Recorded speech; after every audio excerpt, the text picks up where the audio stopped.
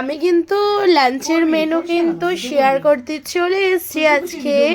তো আজকের কিন্তু দুপুরের খাবার হয়েছে ভোলা মাছ, যেটা করেছে স্পেশালি ছিম, মানে শীতের ছিম মানেই সব মাছের তরকারিতে কিন্তু ছিম যাবেই।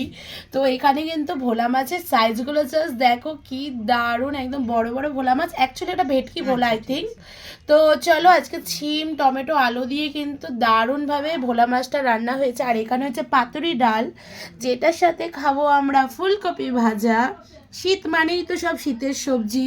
তো এখানে কিন্তু সব রকমের শীতের সবজি দিয়ে ভোলা মাছ হয়েছে, পাতুরি ডাল হয়েছে ধনে পাতা দিয়ে, এখানে ফুলকপি ভাজা আছে, আর এখানে কিন্তু রাইস আছে যেখানে দিয়ে দিয়েছে আমার শ্বশুর মশাইকে খেতে। তো এখানে কিন্তু খাবারগুলো নিয়ে বসে আছে, উনি আসবে তারপরে আমার শাশুড়ি মা ওনাকে খেতে দেবে। তো চলো আমরা কিন্তু খাবারটা খেয়ে নিই, আর কিন্তু দেখাবো না। টাটা।